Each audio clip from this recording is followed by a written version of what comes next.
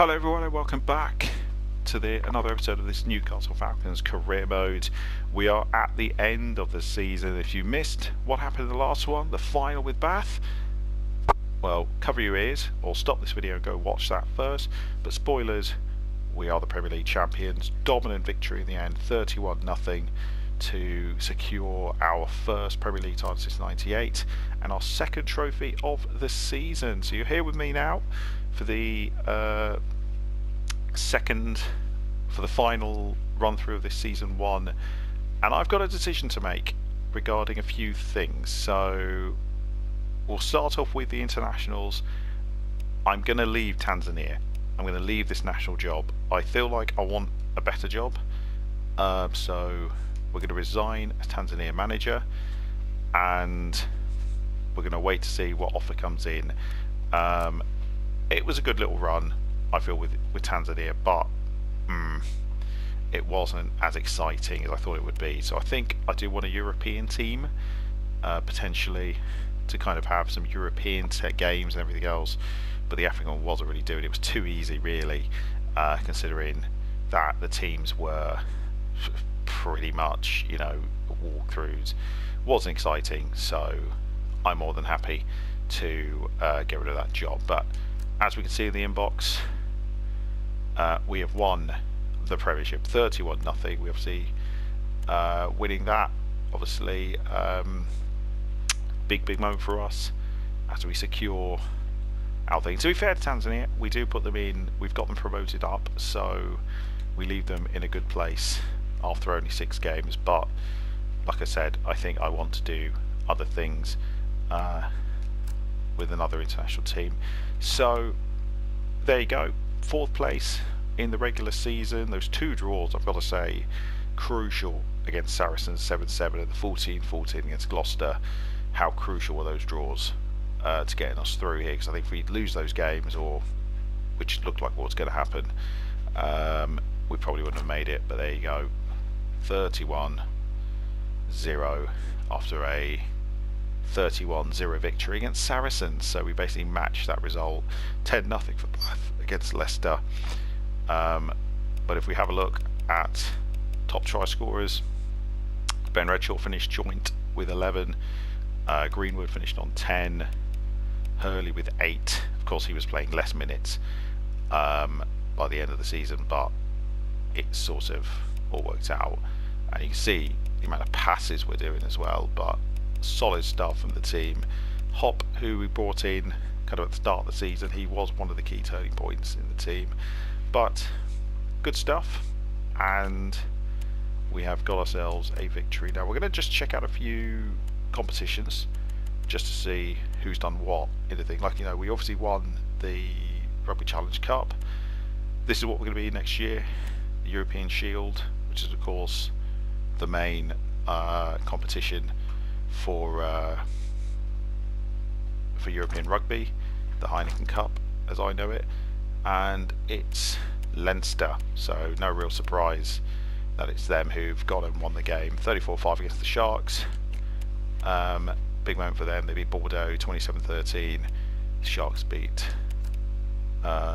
Toulouse. I'm assuming that's just Toulouse, but yeah, tight game for them to get to the final, but they lost in the end. But yeah, there you go. That is that, and let's have a look at the top 40 and see who's a stud.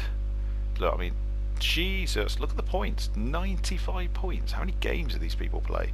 26 and 15 bonus points. Blimey, they are the best team. We're at Leinster in this entire story. Shouldn't they be in here somewhere? No idea where they are, but Stade Toulouse in the top 40, they're one of the top. They still have to play their competition, so we'll check back on them later. Pro D2, which has got some memorable names here, and they have played their game. So Brevet beating Ionisha Rugby 30-20, very decent game. A lot of penalty goals in this one, but that will do pretty much there. Just trying to see, so you got the United Rugby Championship, which is, oh, there it is. So that's the one with Leinster yeah, they're top of their division. I mean, they didn't lose a game. They were undefeated. I imagine, yeah, they've won the championship as well, Leinster, so they're going to be a problem if we have them next season. But there you go, job done there. And these competitions haven't started yet, but I don't really care. I mean, I guess I can see who won the Six Nations. Hasn't started yet, so it's in January. So yeah, it'd be kind of cool if we got the Italian job. Would actually like the idea of being Italy, and or even Scotland, to be fair. I think they're two teams that I would be very interested in being in the long run. But let's advance forward, and straight away we got a international offer from Tonga. No, I still want to hold out and see if we get a European job. I still think we'll get other offers. Oh, now here we go. Argentina have offered us the seat again. No, not Argentina. Japan have come in. Blimey, we are getting some big offers here from teams. There you go, Newcastle Falcons winning the 2025 Premiership rugby season. Good stuff. I think, and there we go. So we're going to start off with a game against the Bristol Bears in the very first game. So we've got the Bears, followed by the Sharks,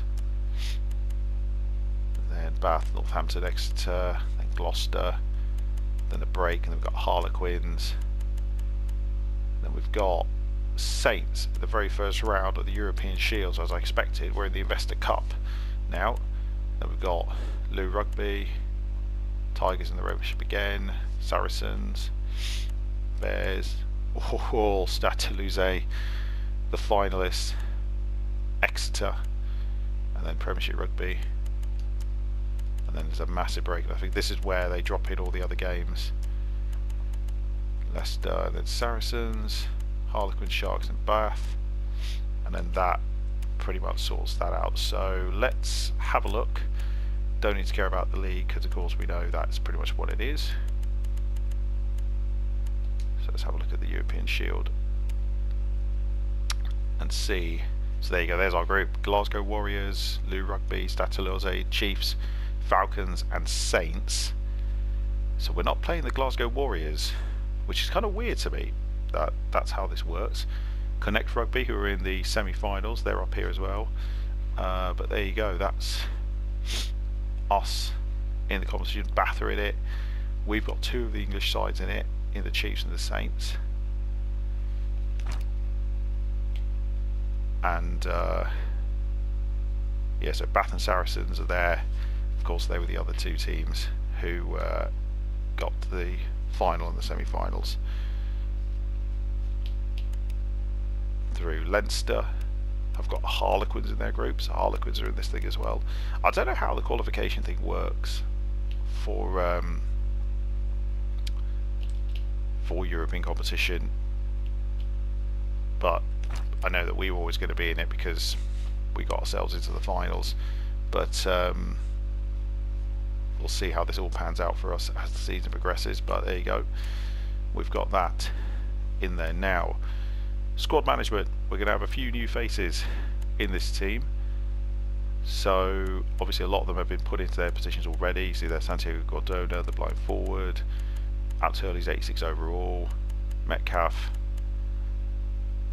The funny thing is it doesn't really show you, like Ben Douglas has been dropped out of this team altogether, and then just a slew of players. Geordie Hopp's been completely yeeted out of this team. And let's search for some players that we maybe need. I believe it was inside forward, outside forwards we needed, so we'll inside centres through. So I want available. Let's see. So straight away we got this young lad, Brandon Jackson, 77 overall, Englishman at 23. Perfect for our little kind of contingent. And yeah, look, we have nobody in that position whatsoever. So we need to get some bodies in, and we've got money to play with, so we'll offer him a 3-year deal. Possibly a 5-year deal, because you can see there we're going to have 50 players going into the next campaign, and we'll offer 80 grand. He's insulted by our first offer. Okay, we'll come in with 90 grand and a 3-year deal. He's joined Monster. Okay, so we miss out on our first major target. Like I said, I need someone young. I need someone young who's got good potential. So Brent Browley, probably he's somebody we need to look at. Inside centre. So again, 3-year deal. We'll offer the top end spectrum that they want, and he has joined. So we've got one inside centre joining. Now what I think we do need is a starter. Now whether they're a bit older, whether they're a bit younger, it doesn't really matter. We need something just a little bit more than what we've got. 5'1", bloody hell. But Tameti Tua is making me interested, so I think we're going to try and go for him. 3-year deal.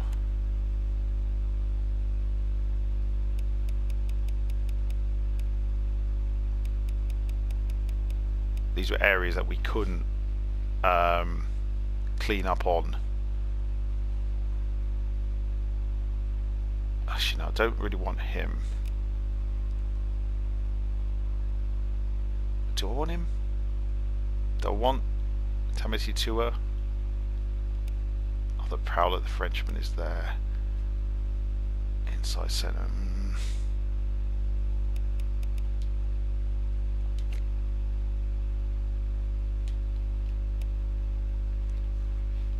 Oldest man in the world.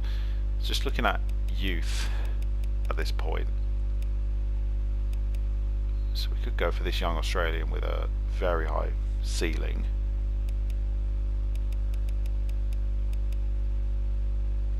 Gianmarco Polnaro, the Italian. I think I'll go for the Italian actually. Cheap and cheerful. We could offer him a 5-year deal. Time down for...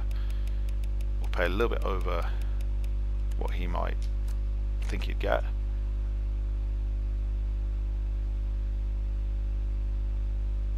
Okay, so the Bears are actually offered him a better deal, so we'll throw 50 grand his way. So we've got our inside centre sorted. And now we need, I believe, 2 outside centres coming in to kind of do it. So Caden Pritchard, the New Zealander, 21 years old. We've got quite a few actually in that position. We don't need an outside centre, to be fair, so we'll leave that. We got Ben Stevenson till 2027, so that's fine. We've got 2 extra players in for next season.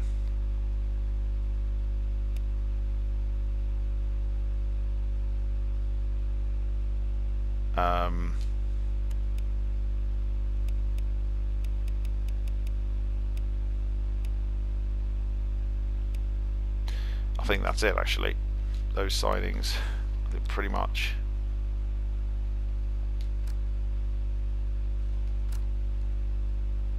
But if we have a look at our team, so there we go. So we've got 4 fullbacks in this team. Bren Redshaw, Brown, Obategi and Spencer. Just thinking here, do we start to get rid of some of these lads? I feel like Brown is maybe somebody we can add to the transfer list. He can go, and keep Overton, Abo and Spencer.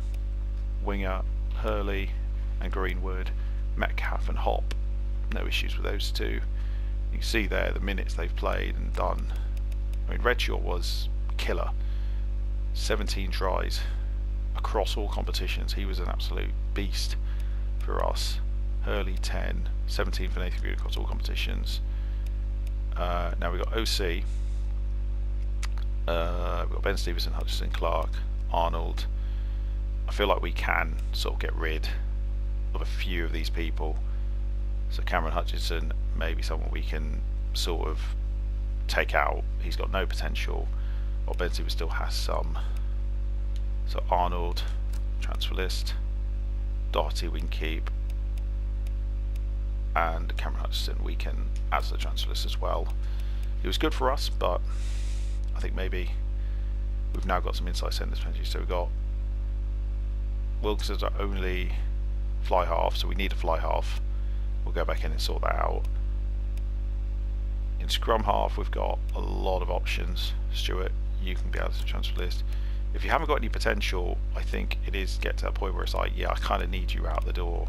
I don't need you kind of eating up time.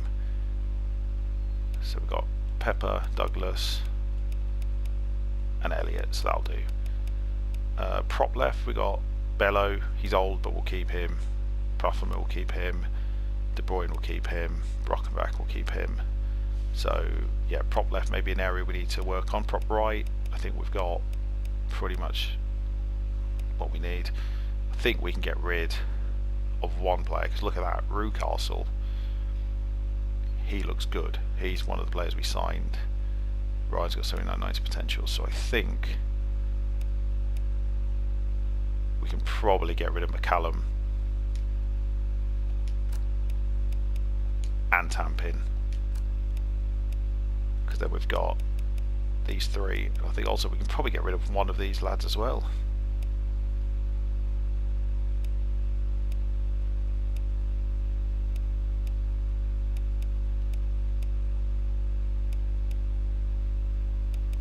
Don't really know. Hooker, Blamire and Fletcher, solid guys. Jacob Oliver is a backup, that's cool. Look left, Holland, Cardell, I think we need to shift him out. Colston's good, Scott's good. Look right, we're good.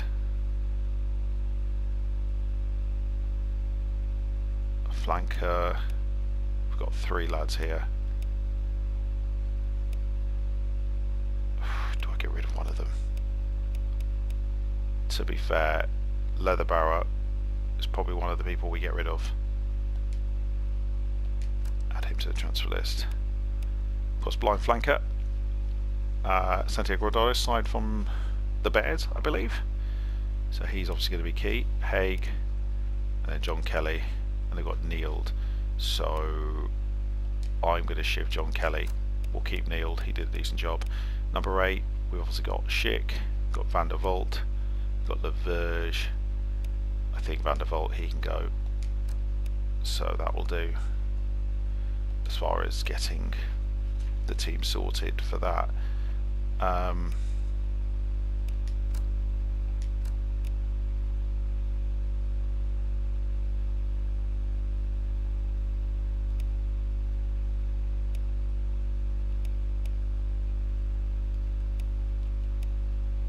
So there we go. Those two, I'm a bit surprised haven't joined yet. I'm assuming they join after we simulate forward.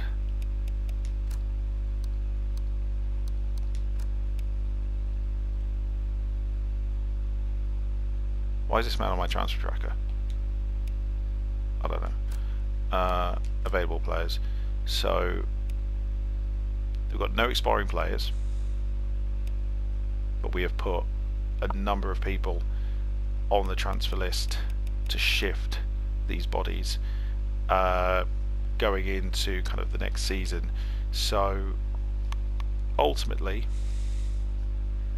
we will need to kind of look at the fact we've done this. Some of these we've done because we wanted to just trim the squad down a little bit, but yeah, so we do need to get a fly half in, so we'll do that now.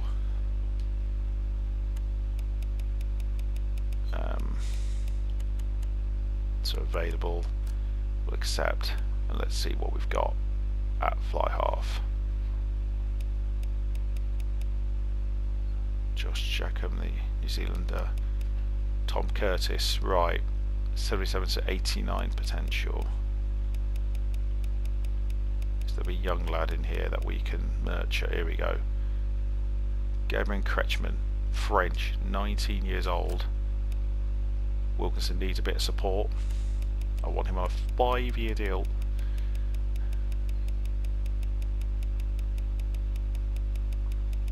I'm going to throw him 85 grand per year. What's he going to say? Okay, I think we have to offer him at least 100 grand to sign a 5-year deal.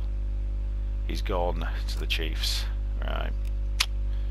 He was a big potential player. I mean, who do we want here now? He would have been perfect. 19 years old, great upturn. So this Brazilian, 68 to 82, he's not exciting. But like I said, we're not looking for a replacement for the man who's currently leading at fly half. We just need an option off the bench. Prelude, no. Tiff Eden, 30 years old. Like I said, we want players that've got a bit of potential. So Brett Connon, who I'm pretty sure is our player that we released. He's available. But do we go for the Statesman? Simon Mahe. Like I said, we just need somebody to sit behind Kieran Wilkinson. We'll offer him a 3-year deal. And we'll offer him 100 grand. And there we go. We have our fly half. Okay, I think we are all but good for the season. We've got all the positions we need. And I think what I'm going to show you now is my starting lineup. Yeah, so at the moment, Ben Stevenson, so these two will stay put for now. Cameron Hudson, obviously, we're looking to remove him from the team. So I think what we can do from an outside centre point of view is bring in Connor Doherty, who we're looking to keep, so he can drop out as we are looking to move him on. Upton Obi, the fullback. I feel like I want him on the bench as well.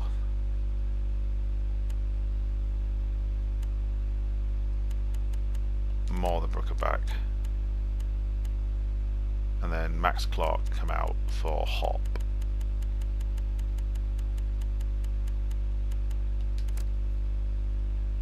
There you go.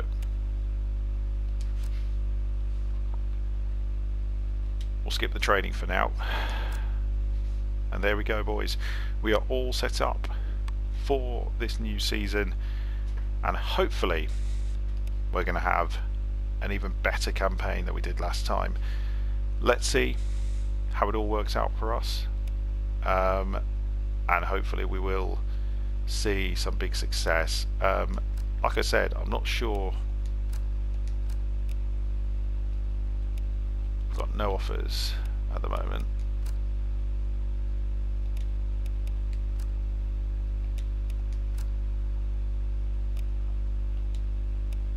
Okay, I think those players have joined now.